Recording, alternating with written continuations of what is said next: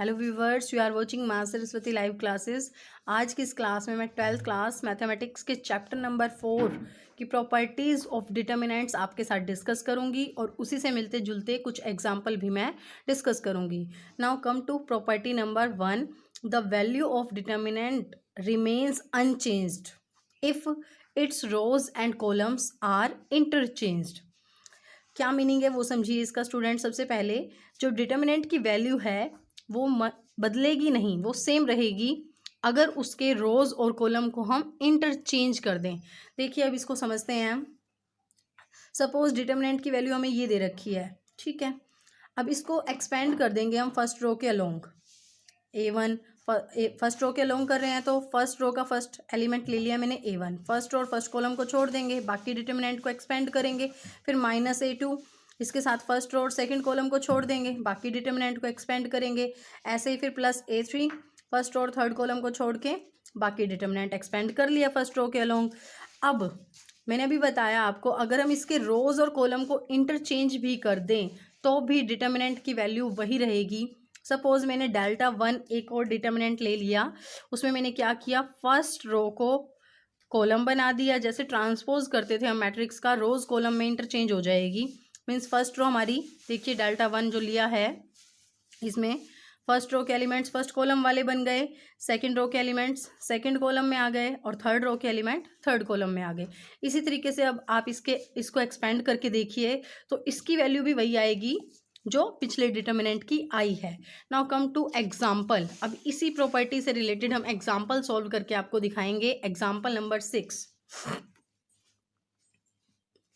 Verify first property for determinant delta is equal to, ये determinant हमें दे रखा है, एलिमेंट्स इसके दिए हुए हैं।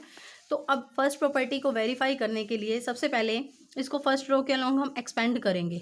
तो फर्स्ट रो का फर्स्ट एलिमेंट यहाँ पर 2 है, तो डिटर्मिनेंट मैंने निकालना है। देखिए फाइंड आउट करेंगे हम, 2 रख दिया मैंने, फर्स्ट रो और फर्स्ट कॉलम को छोड़ देंगे हम, बाकी डिटर्मिनेंट आ गया। फिर माइनस, एक और -3 है तो माइनस माइनस प्लस हो जाएगा ये। अब ये कौन सा एलिमेंट है, A12 मीन्स फर्स्ट रो और सेकंड कॉलम को हम छोड़ देंगे, बाकी डिटर्मिनेंट आ जाएगा। फिर +5 फर्स्ट रो और थर्ड कॉलम को छोड़ देंगे तो बाकी डिटर्मिनेंट आ जाएगा। अब इसे एक्सपेंड करेंगे हम, वही जो पहले मैं बता चुकी हूँ, 0 और -7 की मल्टीप्लाई 0 आ जाएगी, -5 और 4 की मल्टीप्लाई 20। ये माइनस माइनस प्लस हो चुका है, 7 6 42, लेकिन माइनस का आएगा क्योंकि माइनस का 7 है, -4 +5 फिर 6 5 30, 1 0 की मल्टीप्लाई 0, ठीक है। अब ये -20 और 2 की मल्टीप्लाई -40 बन जाएगी। फिर -46 और 3 की मल्टीप्लाई -138 और इसकी मल्टीप्लाई 150। तो ये सॉल्व किया तो -28 इस डिटर्मिनेंट की वैल्यू आ गई। अभी मैंने फर्स्ट प्रॉपर्टी में आपको बताया, अगर हम इसके रो और कॉलम को इंटरचेंज कर दे तो भी इस डिटर्मिनेंट की वैल्यू यही आएगी। तो अब जो वैल्यू आई है वही काम, रो और कॉलम को हम इंटरचेंज कर देंगे, मीन्स इसका ट्रांसपोज ले लेंगे। देखिए by interchanging rows and column, तो डेल्टा 1 नाम बन गया इसका क्योंकि हमने रोज और कॉलम को इंटरचेंज किया है। फर्स्ट रो क्या बन गई, first column, second row second column, third row third column. अब इसे एक्सपेंड कर दीजिए, इसमें तो एक्सपेंड किया हुआ है फर्स्ट कॉलम के अलोंग, आप फर्स्ट रो के अलोंग भी कर सकते हैं। फर्स्ट कॉलम के अलोंग एक्सपेंड किया हुआ है, देखिए कैसे किया। फर्स्ट कॉलम का फर्स्ट एलिमेंट 2 ले लिया तो फर्स्ट रो और फर्स्ट कॉलम को छोड़ देंगे, वही डिटर्मिनेंट आ जाएगा। फिर ये जो -3 एलिमेंट है, ये वैसे तो A21 है, इस एलिमेंट का नाम A21 है, मीन्स इसके आगे माइनस ही लगेगा, वही प्रोसीजर, और ऑलरेडी ये माइनस का है। तो अब ये कौन सा एलिमेंट है, सेकंड रो फर्स्ट कॉलम का, तो सेकंड रो और फर्स्ट कॉलम को छोड़ देंगे, बाकी डिटर्मिनेंट आ जाएगा। फिर +5, अब ये जो एलिमेंट है मीन्स इस रो और इस कॉलम को हम छोड़ देंगे, बाकी डिटर्मिनेंट यहाँ लिख दिया मैंने। अब इसको सॉल्व कर देंगे तो इसकी वैल्यू भी यही आ जाएगी। इस तरीके से फर्स्ट प्रॉपर्टी वेरीफाई हो जाएगी। Now come to second property. If any two rows or columns of a determinant are interchanged, then sign of determinant changes। देखिए डिटर्मिनेंट की कोई भी 2 रोज को या फिर 2 कॉलम्स को अगर हम इंटरचेंज करेंगे तो उनका साइन जो होगा वो भी बदलेगा। अब इसको प्रॉपर्टी को समझने के लिए इसका एग्जाम्पल ही देखेंगे अब हम। देखिए example number 7, verify property 2 for determinant. ये डिटर्मिनेंट दे रखा है, इसमें अभी मैं आपके सामने किन्हीं 2 रोज को इंटरचेंज करूंगी और जो वैल्यू आएगी डिटर्मिनेंट की उसमें साइन चेंज हो जाएगा। सबसे पहले तो इस डिटर्मिनेंट को भी हमने एग्जाम्पल 6 में सॉल्व किया था, तो इसकी वैल्यू आई थी -28। ठीक है, अब वही सेकेंड प्रॉपर्टी अप्लाई करेंगे हम इस एग्जाम्पल पे। Interchanging rose R2 and R3, दो रो को इंटरचेंज किया।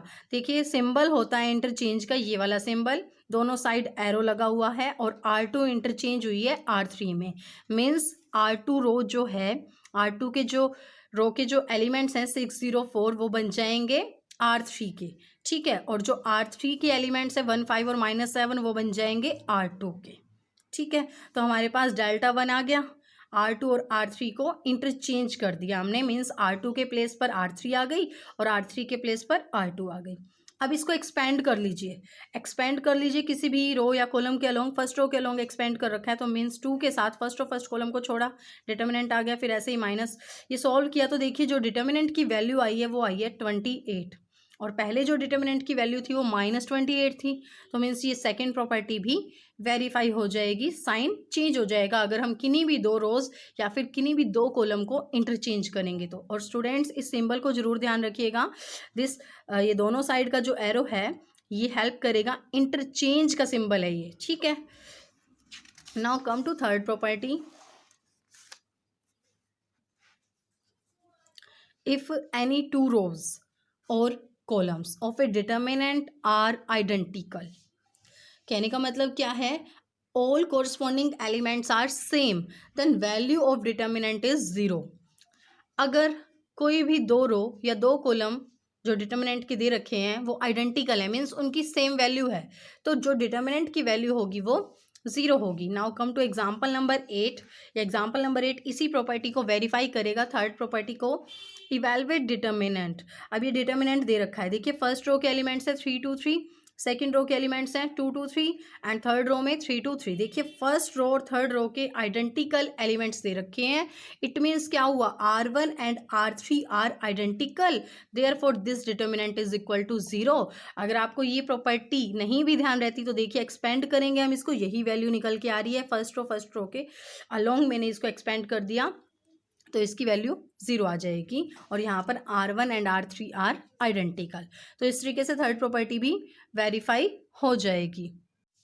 Now come to fourth property, property number 4। If each element of a row or a column of a determinant is multiplied by a constant k, then its value gets multiplied by k। देखिए इसका meaning समझते हैं, इस property को एक बार कर भी लेते हैं। मैंने मान लिया कि delta, let delta is equal to this determinant whose elements a1 b1 c1 a2 b2 c2 a3 b3 c3। अब ये प्रॉपर्टी में क्या है, अगर हम हर एक एलिमेंट को, रो के या फिर कॉलम के, डिटर्मिनेंट के हर एक एलिमेंट को किसी स्केलर k से मल्टीप्लाई करेंगे तो जो उसकी वैल्यू आएगी वो भी k से मल्टीप्लाई होगी। देखिए ये डेल्टा दे रखा है, अब and delta 1 be the determinant obtained by multiplying the elements of first row by k। मैंने फर्स्ट रो के एलिमेंट्स को k से मल्टीप्लाई कर दिया, तो डेल्टा 1 की वैल्यू आ गई हमारे पास, k a1 k b1 k c1। R2 और R3 हमारे पास सेम रहेगा, क्योंकि किसी भी रो, कोई एक रो लेंगे ना हम, या फिर किसी भी कॉलम, एक ही रो की बात हो रही है यहाँ, या तो रो के या फिर कॉलम के। अब मैंने फर्स्ट रो को किया k से मल्टीप्लाई, तो फर्स्ट रो के हर एक एलिमेंट की k से मल्टीप्लाई आ गई हमारे पास।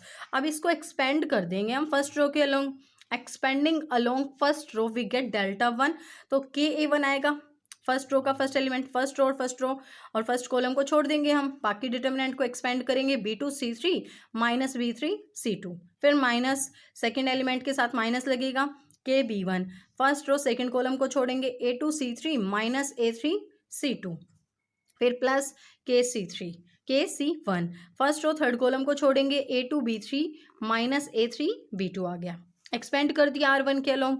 अब यहाँ पर देखिए k जो है तीनों में आया हुआ है, यहाँ पर भी है, यहाँ पर भी है, यहाँ पर भी है, तो तीनों में से k कॉमन आ जाएगा और बाकी वैल्यू हम रख देंगे a1 b2 c3 as it is b1। ठीक है, बस k कॉमन लिया, तो ये किसकी वैल्यू आई है, ये इस डिटर्मिनेंट की वैल्यू आई है। अगर आप इस डिटर्मिनेंट को रो फर्स्ट के अलोंग एक्सपेंड करेंगे तो यही वैल्यू बनेगी, तो this is the value of determinant के डिटर्मिनेंट ए। तो यही प्रॉपर्टी फोर्थ बता रही है कि अगर हम किसी भी रो या कॉलम को किसी स्केलर k से मल्टीप्लाई कर देंगे तो जो वैल्यू आ जाएगी हमारे पास उसकी डिटर्मिनेंट के साथ इस तरीके से आ जाएगी कॉमन लेके। अब इसको एग्जाम्पल के थ्रू देखिए और अच्छे से समझ में तभी आएगा ये आपको, क्योंकि यहाँ से हमारे पास ये निकल के आया था डेल्टा वन की वैल्यू हमारे पास ये थी इज इक्वल टू के और ये डेल्टा, तो यहाँ से के बाहर आ गया ना फर्स्ट रो में से।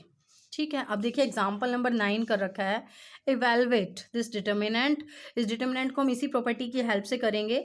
ये सेकंड रो में 1 3 4 है, थर्ड रो में 17 3 6 है, फर्स्ट रो में हमारे पास ये एलिमेंट्स हैं। यहाँ पर ध्यान से देखिए, ये जो है अगर आप इसे 6 से डिवाइड कर दें, ठीक है, 6 से इसको डिवाइड करें 17 आएगा, मीन 6 मल्टीप्लाई 17, 6 मल्टीप्लाई 3, 6 मल्टीप्लाई 6, तो तीनों में के क्या है, तीनों में के यहाँ पर 6 है।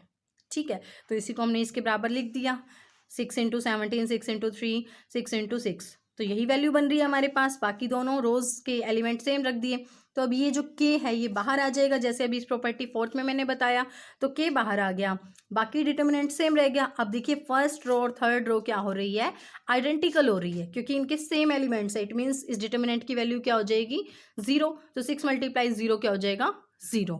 Now come to fifth property, if sum or all elements of a row or a column of a determinant are expressed as sum of two or more terms, then the determinant can be expressed as sum of two or more determinants। चलिए, आपको मान लिया मैंने इस तरीके से नहीं समझ में आता, तो इसका एग्जाम्पल देख लेते हैं। फॉर एग्जाम्पल, ये आपको डिटर्मिनेंट दे दिया, इसमें क्या किया, जो R1 है इसमें डेल्टा वन, A1 में डेल्टा वन ऐड कर दिया, A2 में डेल्टा टू ऐड कर दिया और A3 में डेल्टा थ्री, बाकी दो रोज के सेम एलिमेंट है, तो हम इन्हें दो डिटर्मिनेंट में ब्रेक कर देंगे।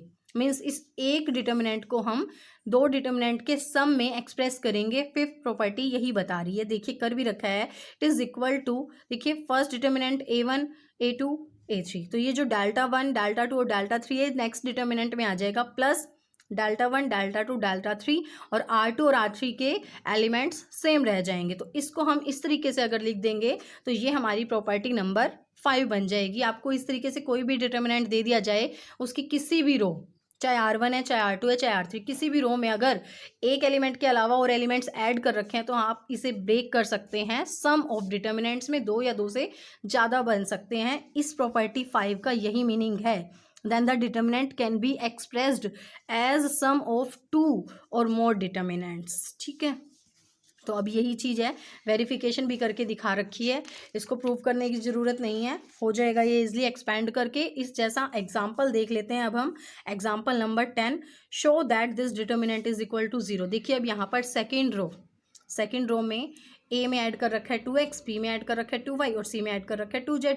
तो अब यहाँ फिफ्थ प्रॉपर्टी हम अप्लाई कर देंगे, इस डिटर्मिनेंट को हम सम ऑफ टू डिटर्मिनेंट्स की फॉर्म में लिख देंगे। So we have this is equal to, देखिए फर्स्ट और थर्ड रो के एलिमेंट सेम है, सेकेंड रो में ए बी और सी आ गया, और फिर इस 2x 2y और 2z को प्लस करके दूसरे डिटर्मिनेंट में लिख दिया, और यहाँ पर प्रॉपर्टी 5 का यूज हो गया। अब एक बात और देखिए, जो फर्स्ट डिटर्मिनेंट है इसमें R1 और R2 क्या हो रहे हैं, आइडेंटिकल हो रहे हैं, क्योंकि इनके सेम एलिमेंट्स हैं, तो मीन्स इस डिटर्मिनेंट की वैल्यू क्या हो जाएगी, 0।